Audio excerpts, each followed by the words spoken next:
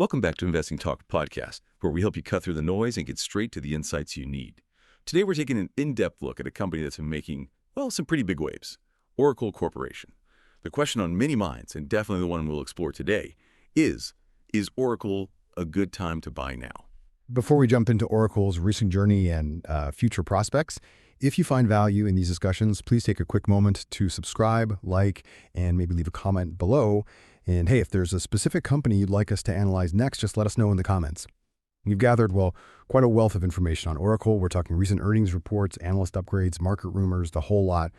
Our mission today is really to distill all of this research into clear, actionable understanding for you. Exactly. We'll examine the forces driving Oracle's recent surge, really unpack its financial health, analyze what the technical charts might be telling us, and of course, explore the future catalysts and, importantly, the potential risks. It's about building a comprehensive picture, to help you decide what this all means for your own investment thinking. Okay, so to really get a handle on Oracle's current trajectory, I think we need to trace the clues, right? The things that led to this recent impressive growth. Let's start by looking back, maybe the past 3 months. It's been quite a ride for the company. The market was certainly buzzing ahead of Oracle's Q1 fiscal year 2026 earnings report. That was September 9th. And wow, what a report it turned out to be. Oracle announced revenues climbed 12% year over year to $14.9 billion. Yeah, and here's where it gets really fascinating for their business model, I think. Cloud revenues surged a remarkable 28%. And their non-GAAP net income, right, that's earnings adjusted to exclude certain one-time items, gives you a clearer view of operational profitability that rose 8% to $4.3 billion. But maybe the most eye-popping number, the one everyone talked about, was the total remaining performance obligations, or RPO. That skyrocketed 359% to $455 billion. Just massive. Whoa, hang on. A 359% surge in RPO to $455 billion. That is genuinely eye-popping. What does a number like that truly signify for Oracle's future? It's huge, and it signifies incredible revenue visibility. I mean, an increase of that scale isn't just growth. It's a massive multi-year commitment from customers for future services. Yeah. It gives them such a clear line of sight to future revenue streams. Yeah. This backlog signals really robust future demand, especially for their cloud infrastructure services. And following these results, you saw Oracle shares jump over 38%. Analysts like Barclays were raising price targets pretty significantly. They cited things like a new $30 billion recurring revenue deal and, of course, that strong cloud growth. Right. And the CEO, Pekka Katz, even highlighted expectations for Oracle Cloud infrastructure revenue to hit $18 billion in FY26. That suggests pretty aggressive future expansion plans. Absolutely, setting high targets. So, okay, the September earnings were clearly a huge moment. But what about before that? Back in, say, August 2025, what were the signals leading up to this? Well, that period really illustrates how the market tries to look ahead, doesn't it? The pre-earnings run-up in the share price, it wasn't just random speculation. You often see institutional investors signal their moves through positioning reports. And we saw pretty clear evidence suggesting smart money was already accumulating Oracle shares, kind of anticipating these big cloud contracts months in advance. Yeah, there was a lot of focus then on potential cloud contract announcements and that RPO buildup we just talked about. Oracle was also actively engaging in some significant AI and cloud-related partnerships, strengthening its position in next-gen enterprise tech. And naturally, there was also some speculation around M&A activity, maybe to bolster their competitive edge. That's a common play for these established tech giants. Makes sense. And going back even further to July 2025, was there any indication then of this momentum building? Oh, absolutely. July saw this sort of sustained analyst optimism building around Oracle's ability to grab more cloud infrastructure market share, especially as enterprises were really accelerating their digital transformation projects. Right, digital transformation. Can you unpack that a bit? What does that mean in this context? Sure. These are basically foundational shifts where companies rebuild their core IT systems and processes for the modern era. Think moving to the cloud, using more data analytics, that sort of thing. And Oracle, with its deep expertise in database management and enterprise applications ERP systems, was seen as a really key player. Okay. They provide the backbone for many of these complex projects. Yeah. We even saw increased ETF allocations to Oracle around then, which also reflects its inclusion in growth and tech-focused indexes, providing a bit of a tailwind from institutional buying. Got it. So with those impressive top-line numbers and the market momentum clearly there, let's dig a bit deeper. Is this growth built on a solid foundation, or are there maybe some hidden cracks in Oracle's financial health? What do the core revenue numbers tell us, especially about cloud services? Well, the financials certainly show a consistent growth trajectory. For the full fiscal year 2025, Oracle reported $57.4 billion in revenue. That's an 8% increase year over year. Okay, solid growth. Yeah, and cloud services and license support were particularly strong, rising 12% to $44.0 billion. Their Q4 2025 revenue was $15.9 billion, up 11% year over year. And that acceleration continued, as we saw with Q1 of FY26, the quarter ending August 31st, 2025. Cloud revenues surged by that 20% figure to $7.2 billion. Right. Profit margins look robust, too. Q4 FY 2025 GAAP operating margin, that's the standardized view of profitability, was around 32%. Indicates pretty strong operational efficiency. Okay, that 12% rise in cloud for FY25 and then jumping to 28% for Q1 FY26. That is strong. Yeah. But how does Oracle really stack up against its competition? It's a tough market, right? Yeah. Are they truly gaining share against the giants? That's a key question. Oracle remains, a top 3 global cloud and database vendor. They're quite skillfully leveraging their huge existing enterprise customer base. They're effectively migrating those customers to their cloud offerings. Now, they face intense competition, no doubt, from the hyperscalers AWS, Microsoft Azure, Google Cloud. The big guys. Exactly. But Oracle maintains distinct competitive advantages, particularly in their core database tech and their enterprise resource planning, or ERP, applications. And that massive $455 billion cloud backlog, the RPO we keep coming back to, that's a clear indicator of multi-year customer commitments, high revenue visibility. It's a significant competitive moat for them. That RPO number, $455 billion, it is just massive. Gives great visibility, like you said. But I've heard some analysts suggest these long-term contracts can also carry risks, potential renegotiations, maybe delayed implementations. Yep. How do we gauge the actual quality or certainty of this specific backlog? That's a really fair point to bring up. And it's important, while the RPO is a strong indicator, its quality is largely tied to the stability of Oracle's enterprise customers. And, crucially, the critical nature of the services being delivered. Right. Given that many of these contracts are for core database and ERP systems, we're talking the digital backbone of a business here. They tend to be very sticky. They're less prone to just casual cancellation. Oracle's historical relationships and the high switching costs involved in ripping out these complex systems add a layer of certainty. But yes, the risk of delays or renegotiations is always present in such large multi-year deals. So vigilant execution on Oracle's part is absolutely key. Okay, that makes sense. So beyond just the revenue, what about the company's financial health more broadly? Let's talk balance sheet. Debt, cash. Right, stepping back for the bigger picture. The financial picture is robust, but it's definitely essential to put their debt into context. Oracle carries substantial total debt, about $97.9 billion, as of May 31st, 2025. Wow, that's a big number. It is. However, they also hold a good chunk of cash and equivalents, $26.4 billion. So their net debt comes down to $71.5 billion. Now, when we look at their net debt to EBITDA ratio, it stands at about 2.6 times. How does that compare? It's moderate, generally speaking, but it is slightly elevated compared to some peers, particularly in the software as a service or SaaS space. But here's the crucial part, their robust cash generation. Annual operating cash flow reached $21.5 billion for the 12 months ending Q1 FY26. That strong cash flow supports both servicing their debt and allows for things like potential share repurchases. It provides a solid cushion. Okay, so they have debt, but they generate the cash to handle it. Got it. Now, numbers are one thing, market reaction is another. How is the market reacting to all this? Let's maybe turn to the technicals and the recent sentiment around Oracle. Can you tell us about the recent price action? What are the charts signaling, if anything? Sure. From a technical perspective, the stock's uptrend is definitely intact.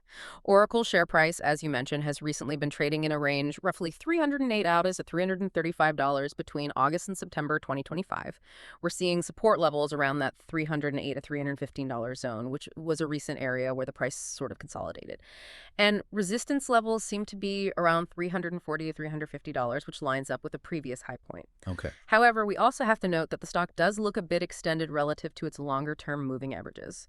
The 50-day moving average is hovering around $319, $322, while the 200-day is quite a bit lower, down around $288, $292. Yeah. The relative strength index, the RSI, that momentum oscillator, has been between 58 and 65. That suggests it's kind of neutral to perhaps moderately overbought. And while the MACD, another momentum indicator, still shows upward momentum, its slope seems to be flattening out a bit. That might signal that the upward momentum is losing a little steam. So all this suggests there might be a risk of a short-term pullback, maybe back towards those support levels after this recent strong run-up. That's a great technical breakdown. Very clear. So beyond the charts, what about the overall sentiment? Recent news. Has anything else really influenced how investors are feeling about Oracle lately? Well, that Q1 FY26 earnings beat was huge for sentiment, particularly the cloud revenue surge and that massive backlog number. It definitely fueled the rally and prompted a wave of analyst upgrades. Consensus price targets now seem to be clustering in the $340, $370 range. Okay, quite bullish then. Largely positive, yeah. There hasn't been any major negative news hitting the wires, so sentiment remains pretty constructive, heavily focused on that cloud acceleration story. Now, if we look at insider activity, there has been some modest selling by directors and executives, but no notable insider buying. Should we worry about that selling? Not necessarily. It doesn't automatically signal a negative view. It's generally comparable to historical trends for Oracle insiders.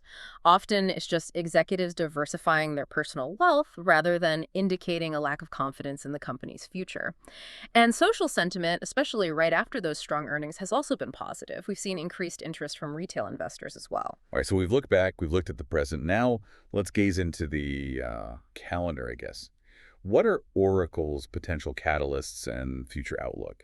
What should we be watching for in the next 3 months or so? Okay, yeah. The immediate future holds several key dates to watch. October 15th, we have major ETF quarterly rebalancing that can significantly influence institutional flows into or out of the stock. Right. Then November 18th brings Oracle's Q2 FY26 earnings announcement. That'll be a critical test, right? To see if those impressive cloud and RPO growth rates are sustainable. A big one. Definitely.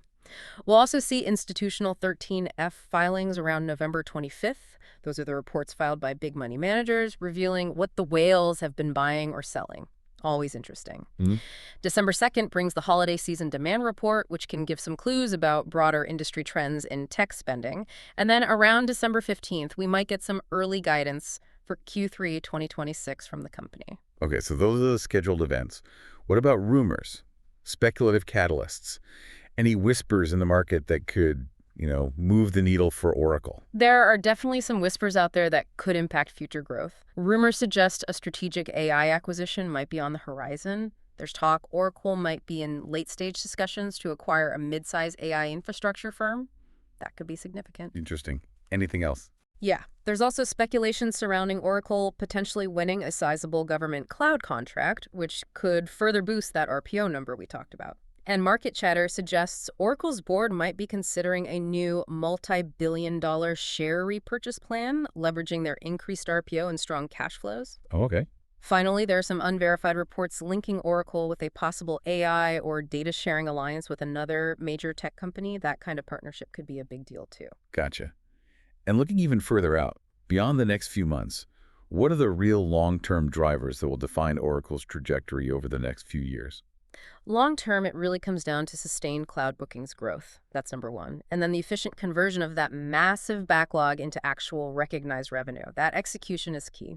Potential M&A activity could continue to expand their software as a service and cloud portfolio, further integrating their offerings, and certainly the deeper integration of AI and advanced data analytics across their platforms. That will be a powerful competitive moat for the company, really solidifying its role in complex enterprise solutions. Okay. Now, for a balanced perspective, we absolutely need to talk about the potential downsides, the risks. What are the specific risks tied to Oracle itself that you think investors should really be aware of? Right. Every investment has risks considerations. For Oracle, I'd say one key stock-specific risk is simply execution. Flawless execution in that cloud migration strategy is vital. Any slowdown in their cloud growth momentum, or maybe the loss of a major enterprise customer, could significantly impact its valuation. People are watching that closely. Makes sense. Also, it's leverage. That net debt to EBITDA ratio around 2.6 times. While manageable now with strong cash flow, rising interest rates could affect their borrowing costs and maybe limit financial flexibility down the road. And finally, I'd point to customer concentration. Significant revenue comes from large enterprise contracts. That can add volatility if one of these major contracts were to shift or maybe be renegotiated unfavorably. Those are good points on internal risks. But what about the bigger picture? Broader market and sector risks. What external factors could weigh on Oracle's performance even if they execute perfectly internally? Absolutely critical to consider. First, the cloud market itself is just intensely competitive. You have the hyperscalers constantly vying for market share. That could eventually put pressure on Oracle's margins, even if they keep growing. Right, the price wars. Potentially. Then there's broader market volatility, especially in the tech sector, which can impact investor sentiment regardless of company specifics. Regulatory changes are always a risk for big tech. Things around data privacy or antitrust could impact players like Oracle, and of course, macro headwinds. A global economic slowdown or maybe widespread cuts in IT budgets by corporations could certainly weigh on enterprise spending and consequently hit the company's results. It's really essential to consider these external factors alongside Oracle's specific performance when you're evaluating the opportunity. Okay, so wow, we've covered a tremendous amount of ground today. We've looked at Oracle's really impressive recent performance, its fundamental strength, the market signals, those future catalysts, and now the risks. The central question, the one we started with for our listeners, remains. Does Oracle present a compelling buy opportunity right now? What's the verdict? Okay, crunch time. Taking a holistic view, our overall assessment, based purely on the sources we've reviewed, lands Oracle with a, let's call it a 7.5 out of 10 rating. 7.5 out of 10. Okay. What's the rationale behind that specific rating? What factors weighed most heavily, both positive and negative, into that score? Well, the strong fundamentals are undeniable. You've got robust revenue, that powerful cloud growth, coupled with the multi-year RPO backlog giving exceptional forward visibility. That really gives it a high baseline score. Oracle is solidly cementing a leading role in cloud, particularly for its existing enterprise base, although it's important to remember they're not as dominant overall as some of the bigger hyperscalers. Right. However, on the other side, it's currently trading at a premium valuation relative to many of its peers. You're paying up for that growth story. And as we discussed, their leverage, while manageable, is above the average for the SaaS sector. So those factors kind of temper the enthusiasm a bit and keep it from, say, a 9 or a 10. Understood. So for our listeners trying to figure out where Oracle fits, how does it look from an investment strategy perspective? Yeah. Particularly thinking about the time horizon, short-term trade or long-term hold. Yeah, this is crucial, I think. Our analysis really suggests Oracle is best suited for a long-term investment perspective right now. The multi-year cloud transition story, the AI-driven growth potential, these are powerful narratives that probably outweigh the potential for short-term trading upside, especially given its current valuation and those technical signals we saw suggesting it might be somewhat extended after its recent run. So patience might be needed. Exactly. For those with a long-term view and maybe the patience to ride out potential near-term fluctuations or pullbacks, the story remains compelling. But that's if execution continues consistently. That's the key caveat. What a comprehensive look at Oracle Corporation. Yeah. Really fascinating. We've seen a company clearly thriving on AI and cloud momentum, boasting impressive financials and a pretty clear path ahead. But also, as you said, with important considerations around its current valuation and that debt level. Indeed. And understanding these different facets, the exciting potential catalysts, the robust underlying business mechanics, and doing that prudent risk assessment, that's what empowers you, the listener, to form your own informed opinion. It's really about more than just the headlines. It's about grasping the integrated story of the company, the good and the, well, maybe the less good. So what really stands out to you from this discussion today? Are you seeing Oracle's cloud transformation as the real game changer for the long haul? Or do maybe the short-term technicals and that valuation give you some pause? Definitely something to mull over as you consider your own next steps. Thanks so much for joining us for this in-depth exploration of Oracle. Don't forget to like, subscribe, and please leave us a comment with any companies you'd like us to look into next time. Until then, keep learning and stay informed.